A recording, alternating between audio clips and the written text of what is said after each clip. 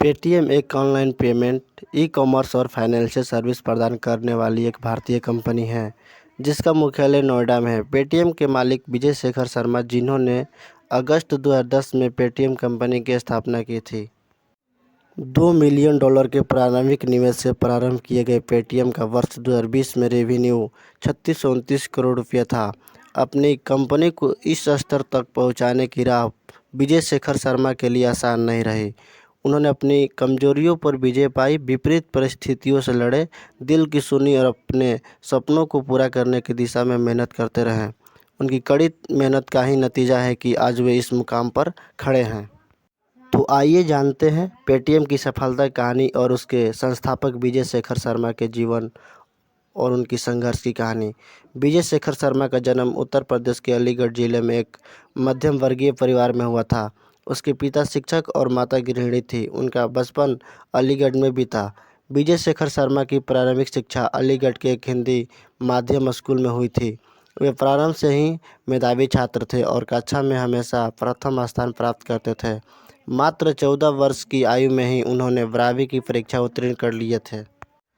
12वीं कक्षा के बाद उन्होंने तकनीकी क्षेत्र में आगे बढ़ने के लिए दिल्ली कॉलेज ऑफ इंजीनियरिंग में दाखिला ले लिया। इंजीनियरिंग कॉलेज में उनके लिए सबसे बड़ी चुनौती अंग्रेजी भाषा साबित हुई। हिंदी माध्यम के छात्र होने के कारण उनकी अंग्रेजी भाषा पर पकड़ कमज़ोर थी। इस कारण वे क्लास में अंग्रेजी में पूछे गए सवालों का जवाब नहीं दे पाते थे। नतीजा यह हुआ कि स्कूल के दौरान हमेशा क्लास की प्रथम बेंच पर बैठने वाले विजय शेखर शर्मा कॉलेज में अंतिम बेंच पर बैठने लगे। कमज़ोर अंग्रेजी के कारण विजय शेखर शर्मा पढ़ाई में पिछड़ने लगे। उनके लिए अब सेमेस्टर एग्ज़ाम पास कर पाना भी मुश्किल हो गया। अपने स्कूली जीवन में टॉपर रहे विजय शेखर शर्मा के लिए ये कहीं न कहीं अपमानजनक भी था। असर ये हुआ कि इंजीनियरिंग छोड़ने का विचार उनके दिमाग पर हावी होने लगा, लेकिन उन्होंने इन विचारों पर काबू पाया और हार न मानने का फैसला किया। उन्होंने अंग्रेजी की किताबें खरीदी और दोस्तों के मदद से अपनी अंग्रेजी में सुधार करने का प्रयास करने लगे। वे किसी भी विषय की हिंदी और अंग्रेजी दोनों भाषा की किताबें लेकर आते और साथ साथ उन्हें पढ़ते। धीरे धीरे उन्होंने अपनी अंग्रेजी भाषा में काफ़ी सुधार कर लिया। विजय शेखर शर्मा कॉलेज की पढ़ाई में बहुत अच्छा नहीं कर पा रहे थे। अपनी यह फ्रस्ट्रेशन उन्होंने कंप्यूटर लैब में निकाली और अपने दिन का अधिकांश समय कंप्यूटर के साथ बिताने लगे।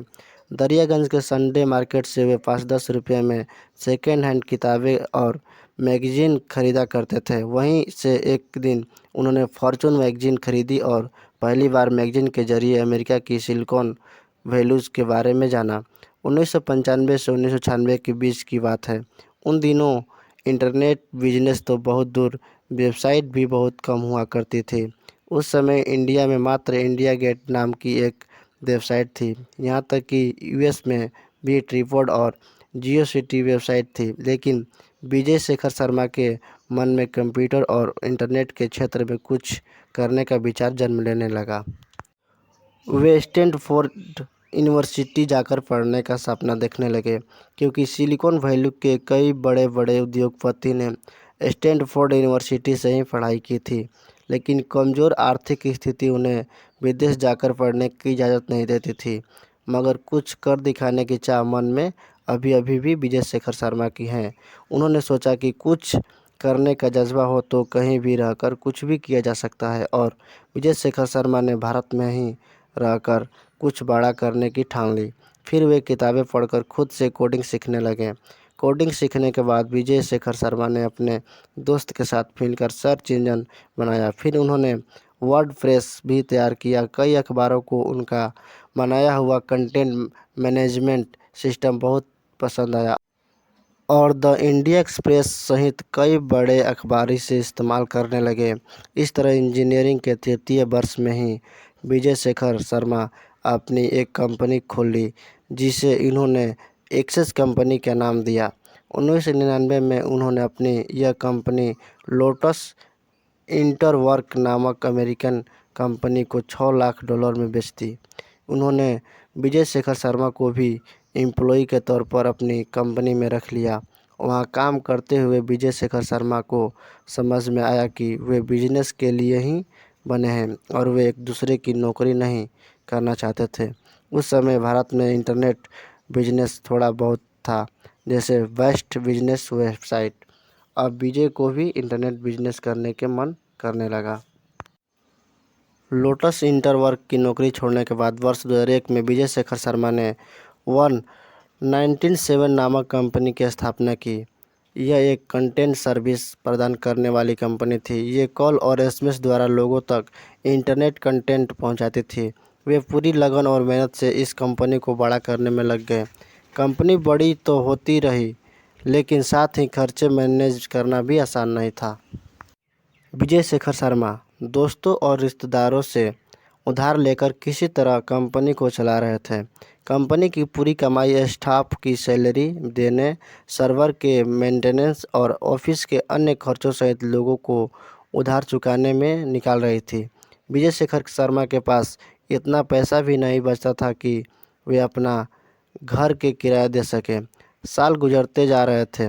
उधार का बोझ बढ़ते बढ़ते 8 लाख रुपया तक पहुंच चुका था। आर्थिक स्थिति इतनी खराब हो चुकी थी कि खाने के लिए भी उनके पास पैसा नहीं था। वे अपने मित्रों के घर जाते ताकि वहां उन्हें कुछ खाने को मिल सके। दिल्ली के मूलचंद बाजार में एक पराठे वाली दुकान में कम कीमत पर मिलने वाले पराठे खाकर वे अपना दिन पर दिन बिगड़ती आर्थिक स्थिति को देखकर विजय शेखर शर्मा ने पार्ट टाइम जॉब भी किए। वे कई कंपनी में कंसल्टेंसी और ट्रेनिंग देने लगे। इस काम के लिए उन्हें एक दिन के 1000 रुपये तक मिल जाते थे और उसे कंप्यूटर और नेटवर्किंग सॉल्यूशन के काम से भी कुछ पैसे मिल जाते थे। उनकी कंपनी 197 का संचालन स्टाफ कर रहा था और विजय शेखर शर्मा खर्चे उठाने के लिए दूसरी कंपनी की वेबसाइट बनाते और अन्य काम भी कर रहे थे। कंसल्टेंसी का काम करते हुए एक दिन विजय शेखर शर्मा की मुलाकात पीयूष अग्रवाल से हुई, जिन्हें अपनी कंपनी के सॉफ्टवेयर के लिए विजय शेखर शर्मा की सहायता थी। विजय शेखर शर्मा की सहायता से ही पीयूष अग्रवाल ने अच्छा खासा मुनाफा कमाया हुआ था।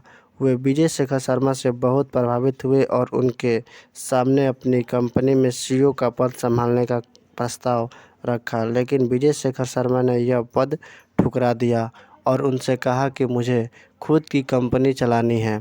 एक तरफ विजय शेखर शर्मा अपनी कंपनी चलाने के लिए संघर्ष कर रहे थे, वहीं दूसरी ओर उनकी परिवार का शादी के दबाव बढ़ने लगा। वे चाहते थे कि विजय शेखर शर्मा की कहीं एक अच्छी सी नौकरी कर ले ताकि उनकी शादी हो सके। घर वालों के दबाव को देखते हुए विजय शेखर शर्मा ने बीच का रास्ता निकाला। वे पीयूष अग्रवाल से मिले और उनके सामने यह प्रस्ताव रखा कि आधा दिन वे उनकी कंपनी का काम देखेंगे और आधा दिन अपनी कंपनी का काम देखेंगे।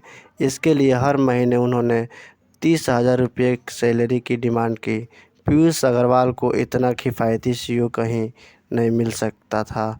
उन्होंने विजय शर्मा की बात मान ली।